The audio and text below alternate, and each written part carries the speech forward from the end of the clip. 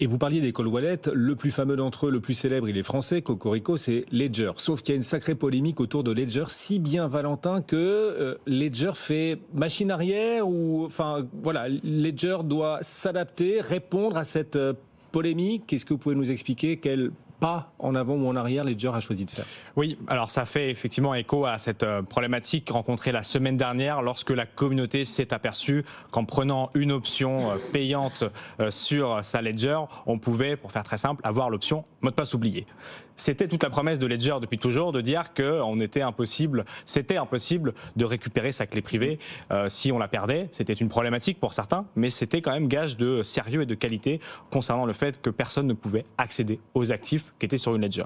Pour aller chercher l'adoption, effectivement, Ledger a fait le pari de mettre cette option activable sur demande pour $10 par mois, qui permet de séparer, on en a parlé plusieurs fois sur ce plateau, la clé, la seed phrase, c'est 24 mots en 3 parties. Et vous donnez un droit à l'oubli en fait. Vous avez le droit d'oublier votre mot de passe, mais en échange, vous acceptez que ce mot de passe soit divulgué et hébergé dans 3 entités différentes. Mis dans 3 entités différentes, effectivement, en étant chiffré, mais que quelqu'un d'autre puisse le retrouver pour vous. Donc c'était une option intéressante, mais qui a fait un peu débat. Donc effectivement, Pascal Gauthier, le CEO de Ledger, a annoncé hier faire marche arrière sur le lancement. Ça ne va pas se lancer tout de suite, et surtout, ça ne se lancera pas, et c'est très intéressant de voir cette approche-là, ça ne se lancera pas tant que le code n'aura pas été divulgué en open source.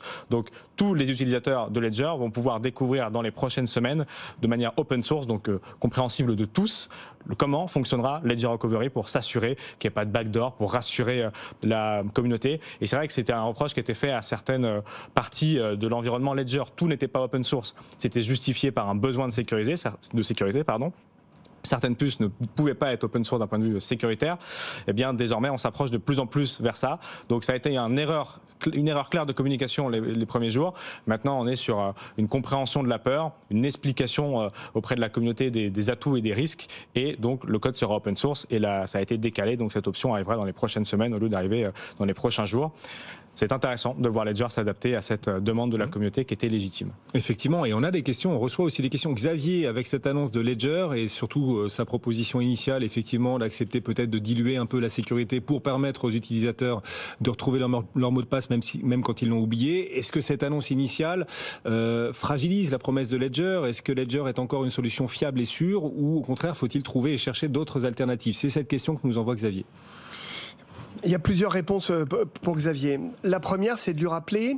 D'abord, il y a des alternatives. Si jamais Ledger lui fait peur, il n'y a pas que Ledger. Alors moi, je suis plutôt chauvin, il faut défendre nos entreprises françaises licornes, mais il n'y a pas que. Je pense à Coolbit, par exemple, qui est un format de cold wallet, format carte bancaire, qui n'a pas fait l'erreur de communication de proposer cette option payante. Mais pour revenir à la question de Xavier, le business model de Ledger, c'est d'assurer l'inviolabilité la plus forte possible de l'accessibilité à ces cryptos. Donc ils vont pas se tirer une balle dans le pied. C'est ce que tu as dit, Valentin, c'est une erreur de communication vraiment étonnante, mais je continue avec beaucoup de conviction à penser que Ledger est une solution hyper sûre. Si toutefois Xavier ne l'est plus, il existe d'autres providers de cold wallet, comme j'ai cité Coolbit, mais il y en a plein d'autres. Et n'oubliez pas, il y a un grand paradoxe chez l'être humain, Guillaume. On a nos mots de passe sur Google qui sont enregistrés partout. Moi, je déverrouille mon téléphone avec mon empreinte digitale. On peut le faire avec ses yeux ou son visage et ça dérange personne.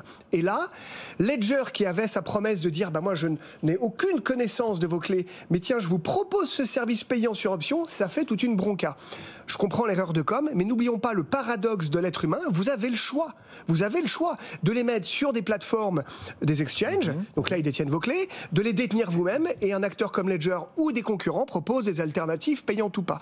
Est-ce que mes cryptos sont à l'abri lorsqu'elles sont sur une clé type Ledger? La réponse est oui. Et si vous avez le moindre doute, ne prenez pas cette option et vous réglez votre problème. Attention, il ne faut jamais perdre son petit papier, parce qu'il n'y a pas de mot de passe oublié.